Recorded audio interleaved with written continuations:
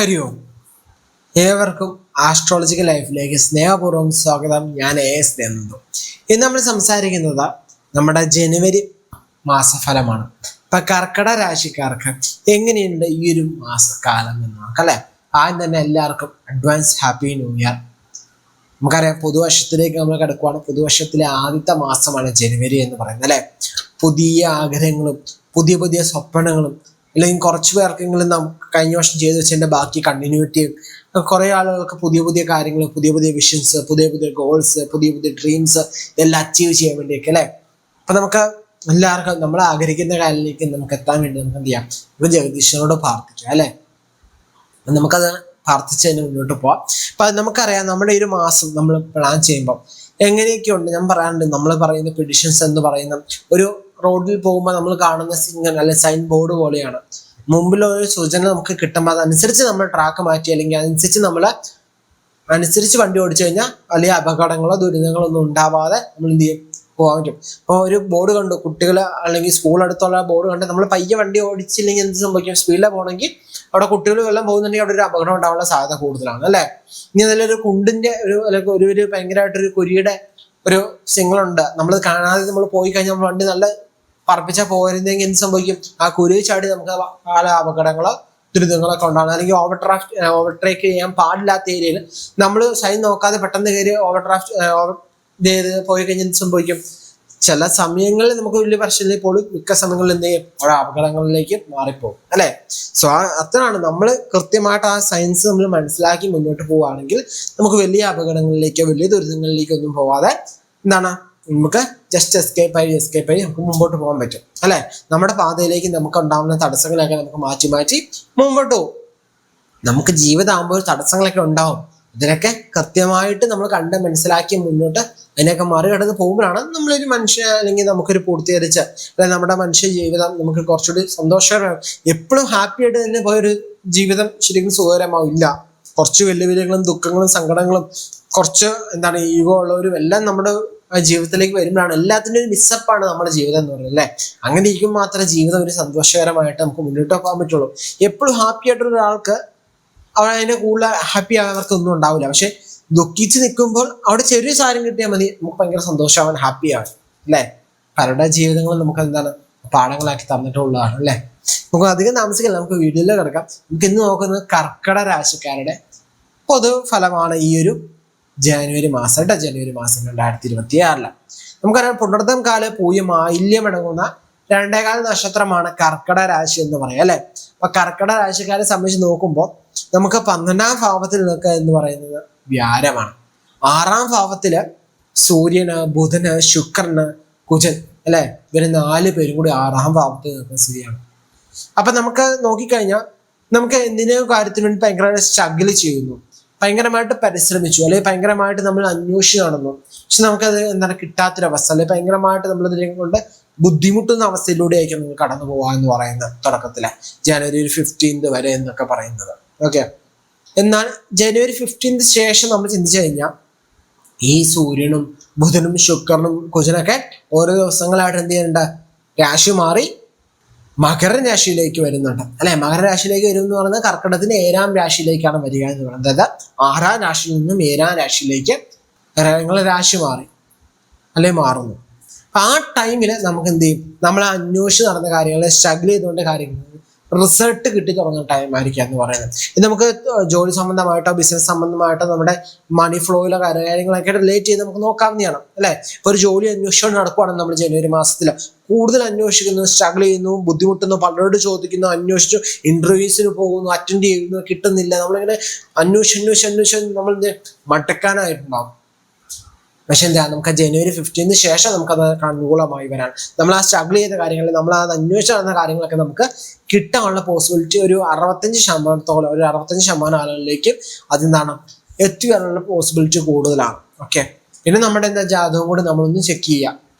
അതുപോലെ തന്നെ ജോലി നിൽക്കുന്നവർക്ക് പ്രൊമോഷൻ, ഇതുവരെ എനിക്ക് പ്രൊമോഷൻ കിട്ടാത്ത, എൻ്റെ ഒരു ടാലന്റ്, എൻ്റെ ഒരു കഴിവിന് അല്ലെങ്കിൽ എൻ്റെ എക്സ്പീരിയൻസിന് ഇതിനു മുമ്പേ എനിക്ക് പ്രൊമോഷൻ കിട്ടുന്നത് എന്താണ് കിട്ടാത്ത എന്ന് ടെൻഷൻ ഉള്ളവർക്ക് ജനുവരി 15 ശേഷം ഒരു മാറ്റം ഉണ്ടാവാനുള്ള പോസിബിലിറ്റി നമുക്ക് പറയാം ബിസിനസ് കാര്യങ്ങളുമായാലും നമുക്ക് അങ്ങനെയാണ്. ഒരു കാര്യത്തിന് വേണ്ടി ഇറങ്ങുന്നു, അതിന് വേണ്ടിയുള്ള കാര്യങ്ങളൊക്കെ നോക്കുന്നു, ഇൻവെസ്റ്റേഴ്സിനെ തേടുന്നു, ഒന്നും കിട്ടുന്നില്ല. പക്ഷെ ജനുവരി 15 ശേഷം നമുക്ക് എന്താണ് കിട്ടാനുള്ള പോസിബിലിറ്റി നമുക്ക് കൂടുതലായെന്ന് പറയുന്നത്. നമുക്ക് വരുമാന കാര്യങ്ങളൊക്കെ ചിന്തിക്കുമ്പോൾ നമുക്ക് വരുമാനങ്ങളൊക്കെ ഉണ്ടാവും, പക്ഷെ എന്താണ് അതനുസരിച്ച് ചെലവുകൾ ഉണ്ടാവും. പക്ഷെ അത് നമുക്ക് അത്രയും ദുഃഖിക്കേണ്ട കാര്യമില്ല. കാരണം നമുക്ക് വരുമാനമുള്ള എന്നാണല്ലോ ചിലവ് പോകുന്നത്. വരുമാനം ഇല്ലാതെ അവിടെ ചിലവുണ്ടായുള്ള അവസ്ഥ ഒന്ന് ആലോചിച്ച് നോക്കിയേ. ഭയങ്കര ബുദ്ധിമുട്ടായിരിക്കും, ഭയങ്കര സീനായിരിക്കും അല്ലേ. സോ നമുക്ക് എന്തായാലും വരുമാനം ഉണ്ടാവും, അതനുസരിച്ചുള്ള ചിലവുകൾ ഉണ്ടാവും. അതൊന്നും നമ്മൾ ടേക്ക് കെയർ ചെയ്തനുസരിച്ച് നമ്മൾ ആ ചിലവുകൾ കൺട്രോൾ ചെയ്ത് കഴിഞ്ഞാൽ ചിലവുകൾ വരാതിരിക്കാൻ നോക്കിയാൽ നടന്നു വരില്ല. പക്ഷെ ചിലവുകൾ വരുമ്പോൾ നമുക്ക് വേണ്ട വിധത്തിലേക്ക് മാറ്റുക. ഓക്കെ, നമുക്കൊരു അസറ്റായിട്ട് ചെയ്ത് വെക്കാനോ ഇങ്ങനെയൊക്കെ നമുക്ക് എന്താ മാറ്റിയെടുക്കാൻ സാധിക്കും. അവിടെ നമ്മുടെ ഫാമിലി ലൈഫ്, കുടുംബ ജീവിതമൊക്കെ നമ്മൾ കണക്ട് ചെയ്ത് നമുക്കറിയാം. നമ്മുടെ 2ാം ഭാവത്തിൽ കേതു സ്ഥിതി ചെയ്യാം അല്ലെ. 12 വ്യാഴം, 6 കുജനും ബുധനും ഒന്നിച്ച് നിൽക്കുന്ന സമയമാണ്. അപ്പൊ വിവാഹ കാര്യങ്ങൾ, പ്രണയ കാര്യങ്ങളൊക്കെ ചിന്തിക്കുമ്പോൾ നിങ്ങൾക്ക് ഈ മാസം എന്ന് പറയുന്നത് സൂപ്പറാണ്, നന്നായി ചേരും, അല്ലെങ്കിൽ നിങ്ങളുടെ പ്രണയബന്ധത്തിൽ യാതൊരു പ്രശ്നങ്ങളും ഉണ്ടാവില്ല എന്ന് നമുക്ക് പറയാൻ പറ്റില്ല. ഓക്കെ, അത്ര സൂപ്പറായിട്ട് നമുക്കൊന്നും എടുത്ത് പറയാവുന്ന ഒരു മാസമല്ല ജനുവരി മാസം എന്ന് പറയുന്നത് റിലേഷൻഷിപ്പ് കാര്യങ്ങളിൽ നോക്കുമ്പോൾ. അതുപോലെ തന്നെ കുടുംബ സംബന്ധമായിട്ട് നോക്കിയാലും കുടുംബത്തിലായാലും ഭയങ്കരമായിട്ട് സ്ട്രെസ്സൊക്കെ കൂടുതലായിട്ട് അനുഭവപ്പെടുക. നമുക്ക് നമ്മുടെ എക്സ്പെക്ടേഷൻ നമുക്ക് മീറ്റ് ചെയ്യാൻ പറ്റാത്തൊരവസ്ഥ. നമ്മുടെ എക്സ്പെക്ടേഷൻസ് അവിടെ ഭയങ്കരമായിട്ടൊരു എന്താണ് നമ്മളെ ബോധർ ചെയ്യുന്നുണ്ട്. സോ നിങ്ങൾ മാക്സിമം എക്സ്പെക്ടേഷൻസ് ഒക്കെ അവോയ്ഡ് ചെയ്യാം. അത് നിങ്ങളുടെ ജീവിത പങ്കാളിയും കൂടെ ഒന്ന് മനസ്സിലാക്കുകയാണെങ്കിൽ ഓക്കെ ആയിരിക്കും. പരസ്പര ഒരു ധാരണയോടെ ഈ ഒരു മാസത്തെ ഒന്നിച്ച് മുന്നോട്ട് പോയി കഴിഞ്ഞാൽ നിങ്ങൾക്ക് വലിയ പ്രശ്നങ്ങൾ ഉണ്ടാവില്ല. ഇതൊരാളെ മനസ്സിലാക്കി ഒരാൾ മനസ്സിലാക്കാതെ പോകുമ്പോൾ അവിടെ ഒരു ബുദ്ധിമുട്ടുണ്ടാവും. എന്നാലും ഒരാളെങ്കിലും മനസ്സിലാക്കി വെച്ചാൽ അത്ര ഓക്കെയാണ്. ഓക്കെ, അപ്പൊ മനസ്സിലാക്കി നിങ്ങൾ ആ മാസത്തെ അതനുസരിച്ച് എന്ത് ചെയ്യാം, ടേക്ക് കെയർ ചെയ്യുക. ഫാമിലി ലൈഫ് കുറച്ച് കാര്യങ്ങൾ നിങ്ങൾ എന്ത് ചെയ്യുക, ഇവിടെ ഒന്ന് അഡ്ജസ്റ്റ് ചെയ്ത് മുന്നോട്ട് പോയി ലൈഫ് എന്ന് പറയുന്ന ഈ മാസം എന്ന് പറയുന്നത്. ഓക്കെ, പ്രശ്നമുള്ള മാസം വരെ നമ്മൾ ഒന്ന് അഡ്ജസ്റ്റ് ചെയ്ത് നമ്മൾ എന്ത് ചെയ്യണം, പോകണം. പ്രശ്നമില്ലാത്ത മാസം വരുമ്പോൾ നമ്മൾ ലാഭിഷമായിട്ട് നമുക്ക് പറ്റുന്ന രീതിയിൽ നമ്മൾ ലൈഫ് പോവാം. ഇന്നത്തെ ഇവിടെ ഭയങ്കരമായിട്ട് അഭിനയിക്കണം, അല്ലെങ്കിൽ എല്ലാ കാര്യങ്ങളും നമ്മൾ സ്വയം ഉള്ളിൽ ഒതുക്കണം, ആ രീതിയിലല്ല പറയുന്നത്. മനസ്സിലാക്കുന്നുണ്ടെന്ന് വിചാരിക്കണം. ഇനി നമുക്ക് സ്ത്രീകളുടെ കാര്യം എടുത്തു പറയാമെങ്കിൽ ഈ മാസം എന്ന് പറയുന്നത് മനസ്സിൽ ധാരാളമായ ദുഃഖങ്ങള്, സങ്കടങ്ങള്, മനോവിഷമങ്ങളൊക്കെ ഉണ്ടാവാനും സാധ്യത നമുക്ക് തള്ളിക്കറിയാൻ പറ്റില്ല. നമുക്ക് നമ്മുടെ മനസ്സിലുള്ള പല കാര്യങ്ങളും നമ്മുടെ പങ്കാളിയോട് പോലും നമുക്ക് തുറന്നു പറയാൻ പറ്റാത്തൊരവസ്ഥ ഉണ്ടാവും. നമ്മൾ പല കാര്യങ്ങളും ഓർത്ത് ഭയങ്കരമായിട്ട് ദുഃഖിക്കുന്ന ഒരവസ്ഥ അങ്ങനെയൊക്കെ നമുക്ക് പറയാവുന്നതാണ്. ചില കാര്യങ്ങൾ തുറന്നു പറയാൻ പറ്റും, ചില കാര്യങ്ങൾ നമ്മൾ തുറന്നു പറഞ്ഞാൽ അവർക്കൂടെ ദുഃഖമാവുള്ളൂ, സങ്കടമാവുള്ളൂ എന്നുള്ള ചിന്താഗതിയിലും തുറന്നു പറയാത്തവരുണ്ടാവും ഈ ഒരു മാസം പറയുന്നത്. സോ ആ ടൈം അതുകൊണ്ട് തന്നെ മനസ്സിനുമായിട്ടുള്ള അസ്വസ്ഥതകൾ, ദുഃഖങ്ങളൊക്കെ വർദ്ധിക്കുന്നതായിട്ടും നമുക്ക് പറയാൻ പറ്റും ഈ മാസം എന്ന് പറയുന്നത് കേട്ടോ.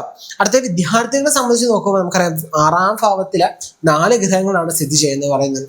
സൂര്യന്, ബുധന്, ശുക്രന്, കുജന് എന്ന് പറയുന്നത്. അപ്പൊ മത്സര പരീക്ഷയിലോ മത്സരങ്ങളിലൊക്കെ നമുക്ക് എന്താണ് വിജയിക്കാനുള്ള പോസിബിലിറ്റി, അതിനുള്ള ഹാർഡ് വർക്ക് നമ്മൾ എടുക്കുകയാണ്, അതിനുവേണ്ടിയുള്ള പ്രാക്ടീസ് നമ്മൾ എടുക്കുകയാണെങ്കിൽ നമുക്ക് അതിനുള്ള ചിന്തകളൊക്കെ കൃത്യമായിട്ട് ചെയ്ത് കഴിഞ്ഞാൽ ജനുവരി 15 ശേഷം നമുക്കത് റിസൾട്ടിലേക്ക്, നമുക്ക് ആ കോൺഫിഡൻസിലേക്ക് നമുക്ക് എത്താൻ പറ്റും, ബിൽഡ് ചെയ്യാൻ പറ്റും. അതായത് ജനുവരി 15 വരെ നമ്മൾ അതിനുവേണ്ടി ഭയങ്കരമായിട്ട് ഹാർഡ് വർക്ക് ചെയ്യുന്നു, ഭയങ്കരമായിട്ട് പ്രാക്ടീസ് ചെയ്യുന്നു, അതിനുവേണ്ടി നമ്മൾ എന്ത് ചെയ്യുന്നു, ഒരുങ്ങുന്നു, പരീക്ഷയ്ക്ക് വേണ്ടി നമ്മൾ ഒരുങ്ങുന്നെങ്കിൽ 18-ാം തീയതി അല്ലെ 16-ാം തീയതി കഴിയുമ്പോൾ തൊട്ട് നമുക്ക് എന്താണ്, അല്ലെങ്കിൽ 15, 14 കഴിയുമ്പോൾ തൊട്ട് നമുക്ക് എന്താണ്, നമുക്ക് അതിലോട്ട് റിസൾട്ടിലോട്ട് പോകാനും നമുക്കൊരു കോൺഫിഡൻസ് നമുക്ക് ബിൽഡായി വരാനും നമുക്കൊരു നല്ലൊരു ഫോക്കസ് മൈൻഡ് സെറ്റ് ഒക്കെ ബിൽഡായി വരാനൊക്കെ പോസിബിലിറ്റി കൂടുതലുള്ള മന്താണ് ജനുവരി മാസം എന്ന് പറയുന്നത്.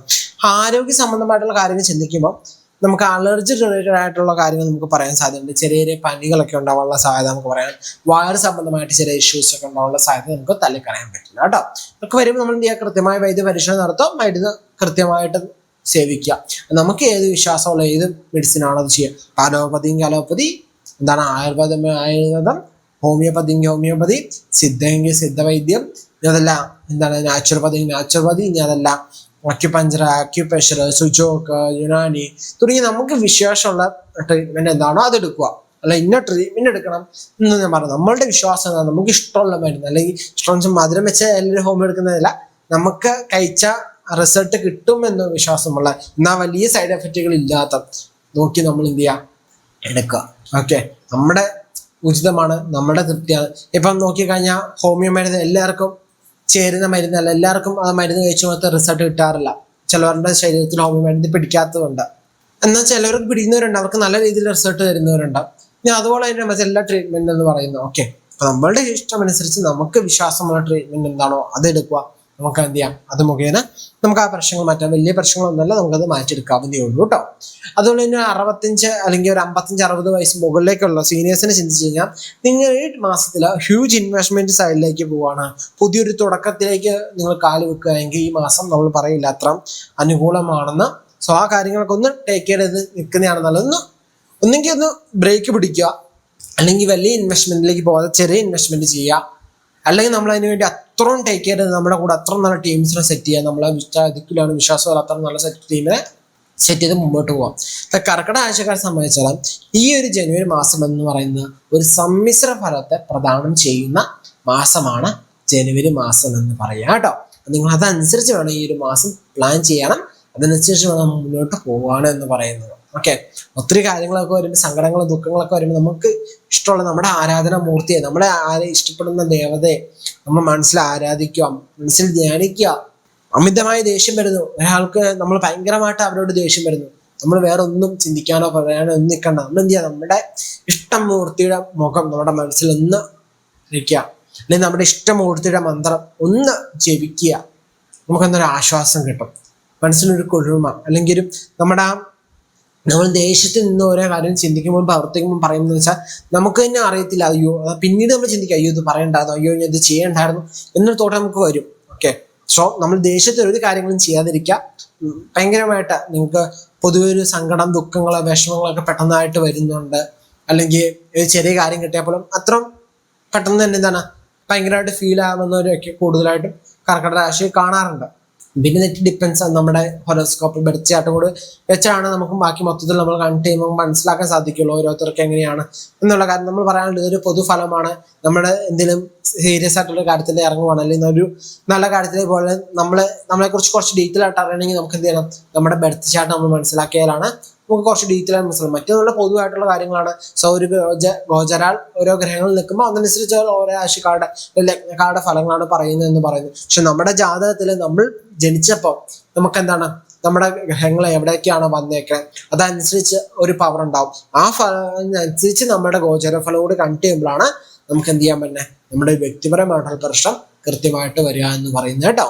അപ്പൊ അതൊന്നും ഓർത്ത് ടെൻഷൻ അടിക്കേണ്ട. ഇപ്പൊ ഗോചരാൽ ഭയങ്കര മോശമായിട്ടുള്ളവർക്ക് ചിലപ്പോൾ ജാതകവശാൽ നല്ല അനുകൂലമാണെങ്കിൽ വലിയ പ്രശ്നങ്ങളൊന്നും ഉണ്ടാവില്ല. എന്നാൽ ജാതകവശാൽ മോശവും ഗോചരാൽ ഭയങ്കര അടിപൊളിയാണെങ്കിലും അവിടെ വലിയ മാറ്റേഴ്സ് ആവില്ല. അവിടെ ഒരു സമ്മിശ്ര ഫലത്തിലേക്കും അല്ലെങ്കിൽ കൂടുതലും നമ്മുടെ ജാതകം കൂടുതലായിട്ട് റിഫ്ലക്ട് ചെയ്യാനുള്ള ചാൻസ് ആണ് കൂടുതൽ എന്ന് പറയുന്നത് കേട്ടോ.